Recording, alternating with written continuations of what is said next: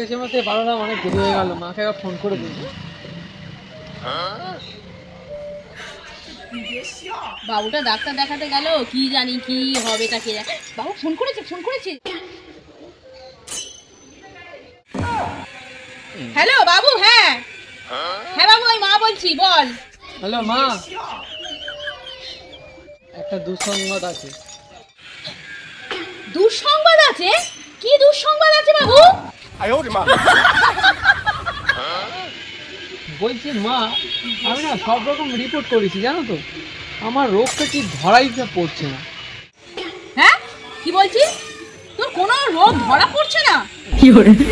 ঠিক আছে শোন, তুই বাড়িতে চলে আয়, তোর রিপোর্টগুলো আমি সব একবার চেক আপ করে দেখে নিই, বুঝলি? বাড়িতে আয়, দেখি নিশ্চয়ই ওর ভেতরে কোনো রোগ থাকতেই পারে, ডাক্তার হয়তো দেখতে ভুল করেছে। একবার সব রিপোর্ট করে নিয়ে তুই বাড়িতে আয়, দেখি বাবা রোগ ধরা পড়ছে না কি ব্যাপার।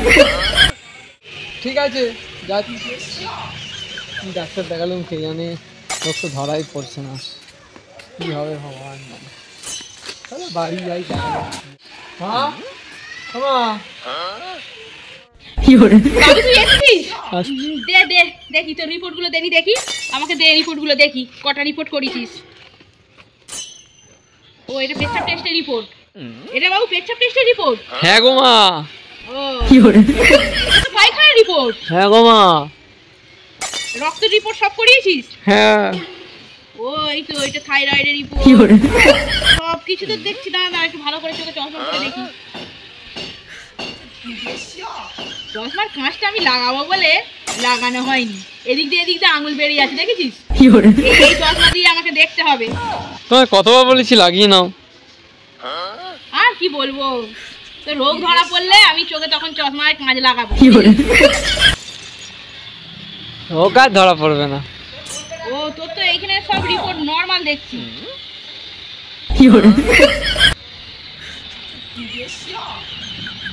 আচ্ছা বাবু, তোর রক্তে কত হিমোগ্লোবিন আছে ওই পরীক্ষাটা কোথায় একটু দেখাতো, এখানে দেখাতো কোথায় করে রেখেছিস, একটু দেখা। এই তো মা, খুলে গেছে, তুমি দেখতে পাও না? এই তো এখানে লেখা আছে। ওই দে দেখি রে। হ্যাঁ তো তোর রক্তের হিমোগ্লোবিনও তো ঠিকঠাক আছে, তাহলে রোগটা তোর কি কোনো ডাক্তার ধরতে পারছে না? তোর পেছনে আমি কতগুলো ডাক্তার লাগালু বল দিনি, আজ কত টাকা তোর পিছনে আমার খরচা হয়ে গেল, তবু কোনো ডাক্তার একটা রোগ ধরতে পারছে না। শুধু রিপোর্ট আর রিপোর্ট করে দেখ কত ভর্তি হয়ে গেছে।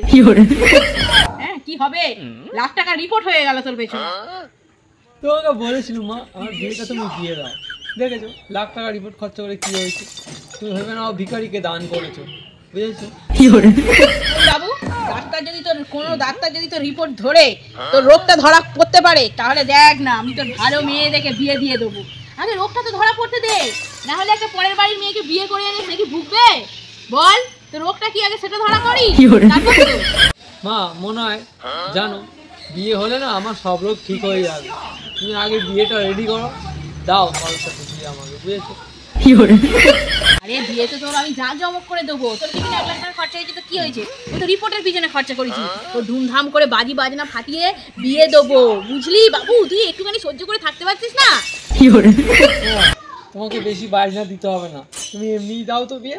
বেশি বায়না দিতে গেলে তাহলে লোকটা আরো বেড়ে যাবে, জানো তো? ডাক্তার যখন তোর কোনো রিপোর্ট ধরা পড়তে পারছে না, রিপোর্টে কোনো কিছু ধরতে পারছে না, তাহলে নিশ্চয়ই তোর মনের কোনো রোগ হয়েছে, এটা আমি খুব ভালোভাবে বুঝতে পারছি। মা আমার কোনো মনের রোগ হয়নি, ডাক্তার আমার মনটা না পরীক্ষা করে দেখেছি তোমার বলার আগে। বাবু তোর মন পরীক্ষার রিপোর্টগুলো তুই আমাকে দেখাতে পারবি? হ্যাঁ মা, দেখাতে দেখি, এটা আছে তো? এখানেই তো আছে, দেখতে পাচ্ছ না রে, মন পরীক্ষার রিপোর্টগুলো বার করে দেখা না, আমি দেখে নিই একবার ঠিকঠাক আছে কি তোর মন। এই দেখো এখানেই লেখা আছে, দেখতে পারবে না, কি বলবো আর।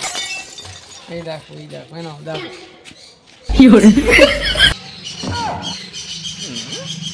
মনের ঘরের হৃদয় ধক ধক করছে ভালোভাবে, মনের ঘরের হৃৎপিণ্ড সেটাও ঠিকঠাক আছে, সব মনের ঘরে যত কিছু আছে সবই তো ঠিকঠাক আছে।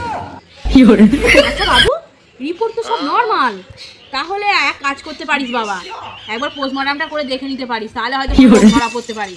কেন বলতো, অনেক সময় শুনেছি আমি পোস্টমর্টম করলে রিপোর্ট ধরা পড়ে খুব তাড়াতাড়ি। তুই একবার লাস্ট ওই একটা পরীক্ষা করে দেখ তো দিনি কি হয়, দেখি ইস্পার না হয় উস্পার। এ শালা, কি বলছো মা? তোমার চ্যান্স ছেলেকে তুমি মেরে ফেলবে? কি মায়ের পাল্লায় বললাম রে, বিয়ে করার চোখ করে। বাবা, পালা পালা। যা, বাবু চলে গেল। যে রিপোর্টের কথাটা বললাম ওই রিপোর্টটা তাহলে খুবই কি খারাপ রিপোর্ট? বাবু এই ব্যাপারে সবকিছু জানে, নিশ্চয়ই পোস্টম্যাডাম করলেই কিছু ধরা পড়বে, ওই জন্য শালা পালিয়ে গেল। পোস্টম্যাডাম করেই তবে ছাড়বো।